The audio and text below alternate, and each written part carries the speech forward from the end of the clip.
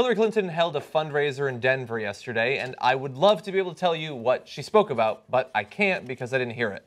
And neither did the media, because Hillary Clinton literally set up a static machine, pointed it at the journalist pen to block out their ability to overhear what she was talking to these donors about, what promises she perhaps made.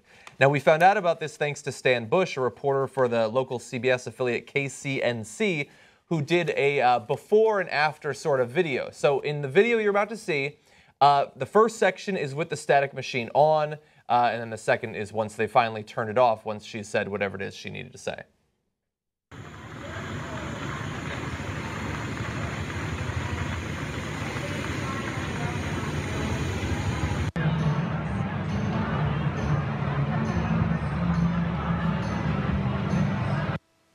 So you can sort of hear her voice a little bit in the beginning, in the background, but I can't make out what she's saying. And then once they turn it off, you hear the music, everybody's dancing, it's nice. Here's what I got out of that. Yeah. What a lovely house. Yeah, it's a nice house. Right. She's going to raise some money. It has a great lawn, it has static machines. It's fully equipped. Well, I did a video earlier today, a live stream on Facebook, facebook.com/Young Turks, because I got blocked by a motorcade of some sort. I couldn't get on the other side of Wilshire in LA, and that happens a lot in LA. Of some sort. Yeah, you knew, of course. You knew no, I didn't. He was here. Much celebrated. You know, because what they do is they fire all these media flares before his arrival. But as Cenk says, they're constantly here because the west side of LA is a juicy spot for fundraising. Bingo, right? And that looked like it could have been the west side of LA. It did. It did look like it. And so, but it was KCNC. But that's actually Denver. Yeah, right. No, I know, but I'm saying it was that kind of house that you find littered all over. Yeah, and so the problem there is they spend all their days in those houses, right? Whether it's in West LA or it's in Denver, and those houses are lovely. I'd like to go to them too, right? I'm not blaming anybody inside those houses. In fact, the ones here are fairly liberal and generally good guys with good intentions, right? But if you spend all your time with millionaires, well, you know, then that's your perspective. And that's the perspective you have of the world. Well, now, on top of that, if you don't want us to know what you said to those millionaires, so much so that you'll bring around a static machine with you to create noise, well, then I got to wonder, what are you telling them? So, I mean, when we found out what Mitt Romney was telling his donors behind the scenes, it cost him the election. Yeah, right. But so there are a couple things. One, it's incumbent, like if you want great people, and I'm not saying we necessarily have great people, or we have, but I mean, yeah, you spend your time. Look, obviously, as soon as you become president or run for president, you're in a certain bubble. You're not even probably hanging out with your old friends, some of whom might have normal jobs, vaguely, right? But most of these people, they've already achieved a status where they're already removed from it. So it seems to me hammering them for being covered in that bubble is a little unfair. What you want is an exceptional person who is able to consistently think outside of the bubble they're in. And surround themselves with people who think outside that bubble. Yeah. That's but let me make a counter argument. So that's everything Ben's saying is perfectly fair, and so that's why I want to be clear. And sometimes people mistake what we're saying as like, oh my God, Hillary Clinton is particularly odious.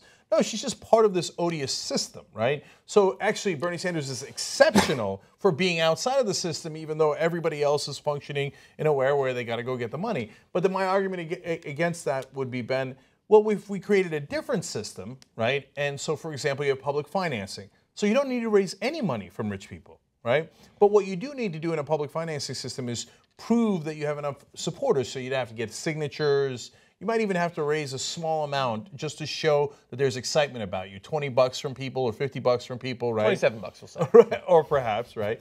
And so, but that, if you qualify, because there's got to be a way to qualify, once you qualify with signatures or 20 bucks, et cetera, from X number of people, then you don't ever need to go into those homes. And if you need the signatures, well, then you got to hang out in a parking lot of a grocery store, and that'll give you a little bit different perspective than being in that nice house. Yeah. Again, I got nothing against the house. It's just that perspective is important. I got you. I support that, but you're still going to be in a bubble. You're still going to be in a bubble that had you be Secretary of State, or has you as a senator, or has you in some positions. That part's unavoidable. Some of that's unavoidable, and not everyone who's part of that system is equally corrupted. That's true. Now, where I know I disagree with many people here at the Turks is, look, Mitt Romney did get in trouble for saying the 47%, by the way. By the way, interesting that Paul Ryan in his little speech, by the way, in our previous story, talked about, why are we not dividing people? he literally was on a ticket that divided people nearly in half. Almost exactly. 47%. Divide them in half. I meant to bring that up then.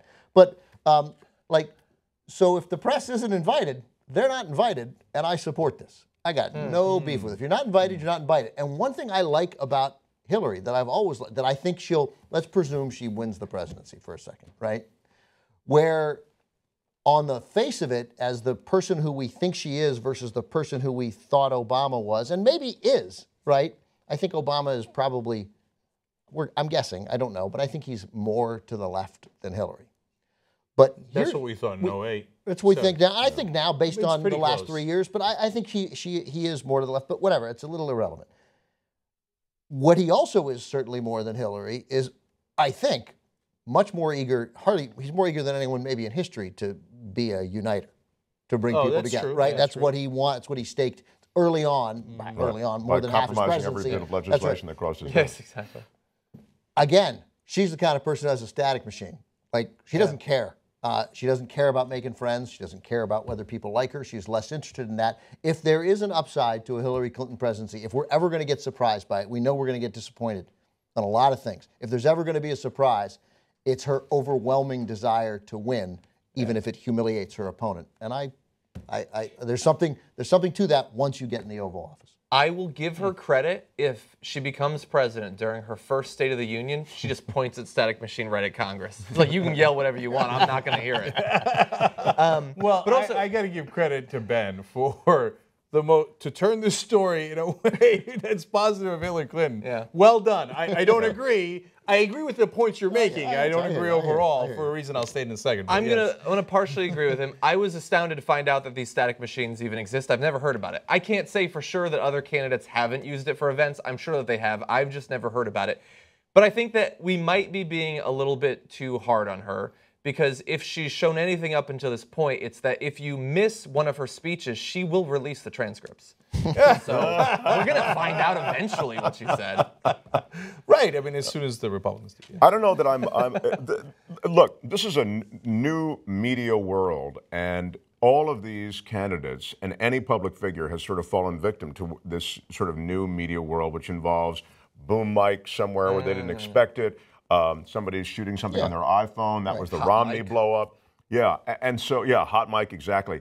And so I'm sure these campaigns are all paranoid about that. Now, having said that, paranoid about what? And what is she going to be saying there that's so, I mean, isn't it a basic platform that we're already familiar with? I mean, what trade secrets are being revealed here that need to be guarded against? Yes, but some of it is the Clintons' 24-year history of sort of not being transparent.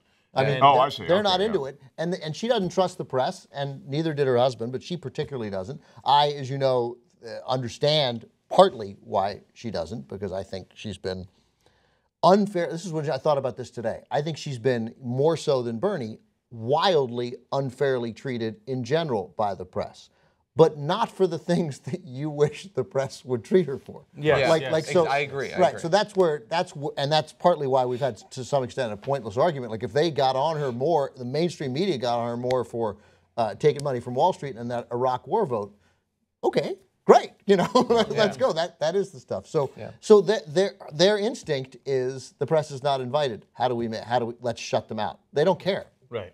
So look, I sympathize with a lot of the points being made here. There has been a right-wing smear machine against the Clintons for literally decades. I get it. If they wanted it to be public, they would have made it public. And so Ben makes a great point about it's not a public speech, right? But I think Mark wins the day with, well, then you got to understand why we're intensely curious about what you're telling your bosses. Yeah. Because those are the people that are giving you the money that you need to win, right? The people who are giving Bernie Sanders the money he needs to win are average Americans given $27 at a time. That's true. He has had 6 million contributions, right? He does not have those large donors. The people giving the money to Hillary Clinton to win are very large donors. That's where she gets a majority of her money.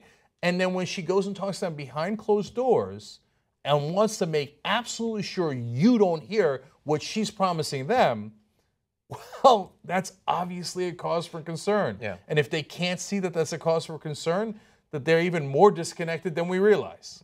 Yeah, and when we say what she's promising them, it's not as though what she's saying is these are the things that are important to me. And those, again, could just be her general platform. But the idea that somehow she's going to articulate these are the things that are important to me, read these are the things that I'm going to do for you, that's very important information. And the minute you put that sound machine up, we start thinking a lot of things that are less than flattering about what our candidate believes.